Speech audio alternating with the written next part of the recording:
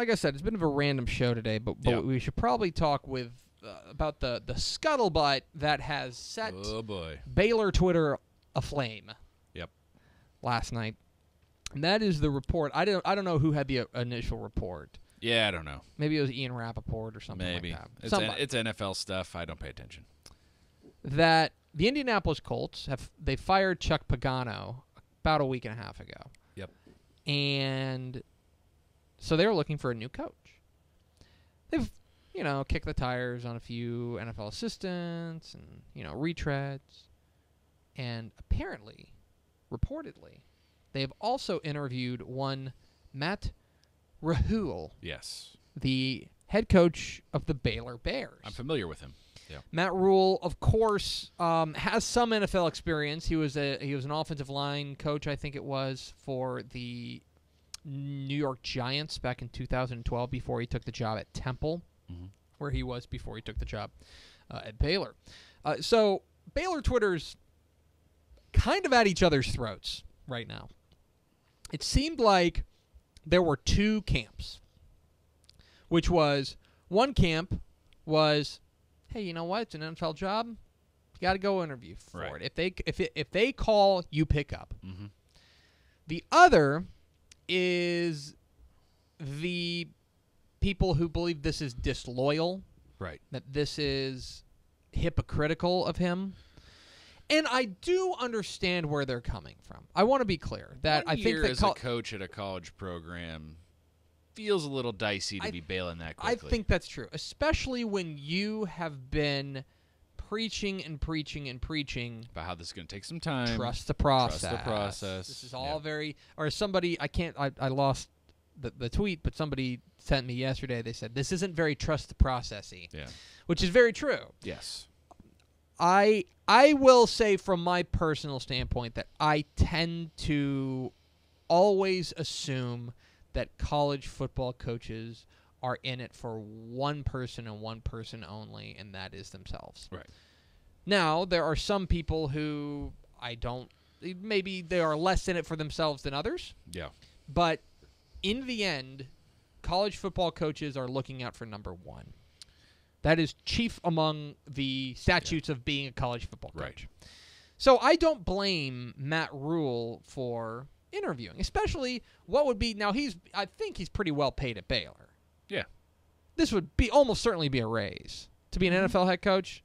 Almost certainly be a raise, and it's a chance to have one of 32 jobs in the world. Right? It's a big deal. Right. Now, I also understand the other side of it, where people are saying, look, dude, you can't come in and sell us on we're building something special here and then bail 1 year into your tenure. And I get that because, and I think there's some damage that may already be done. First of all, I don't think Matt Rhule's getting the job. I want to. Maybe I should say. I think that it would be a surprise. It would be a pretty big surprise if he got the job. I think that that is the kind of guy you call and be like, a bit of a wild card. We'll see if he impresses us. And look, Matt Rhule, from all accounts, is an excellent interviewer. I was about to say, if there is a dark horse here, he should be it because by all accounts, if you get him in a room with someone, he convinces them just about anything. Yes. Yeah. So I don't think he'll get the job, but if he doesn't get the job, boy, I wonder if there's already been some damage done. Oh, look, you can already see this playing out on the recruiting trail, right? Mm-hmm. I mean, come on. Every coach who maybe lost a guy that was close to coming to them went to Baylor and said, like, you kidding me? And you think maybe he won't get this job, but he's already interviewing for other jobs all the time this publicly? And you know who is chief among the people who would love to take advantage of that and who is primed to do it? It's Gary Patterson. Yeah. Because here's a guy who just signed a contract extension, has turned down reportedly, we don't know this, but reportedly turned down bigger, quote-unquote, jobs, at least bigger jobs when they were in the Mountain West, right? He was definitely turning down, jobs in Power 5 conferences at that point. He has turned down bigger jobs, quote-unquote, and he has stayed loyal to TCU. Yeah. And so if you are a recruit and Baylor's coming to your door, and saying, "Oh man, like we're building something special at Baylor. You need to come and be a part of this process and stuff like that." But it's not just TCU swoops in and says, Yeah. "He's leaving. Yeah. We're not going anywhere.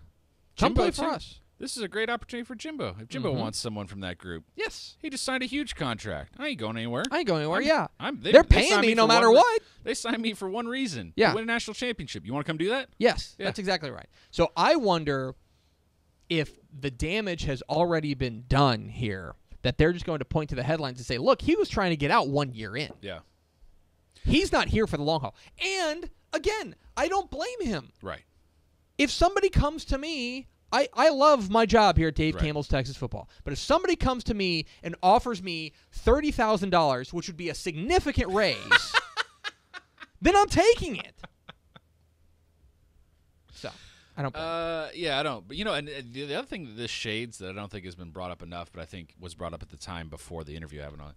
Boy, this sure makes the early signing thing look pretty dickish, right? Yeah.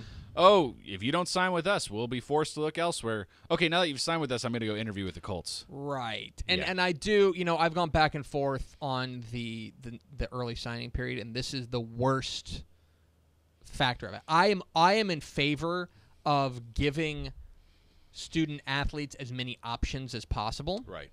But there is certainly another edge to that sword. Yeah. And this is it, which Right. is that if you've already signed with Baylor and suddenly your coach is interviewing elsewhere, you're like, Yeah. what did I sign up for? Yeah. So we'll keep an eye on it. Like I said, I don't anticipate he'll get the job, but I Right. do wonder if there are long-term ramifications for Right. this.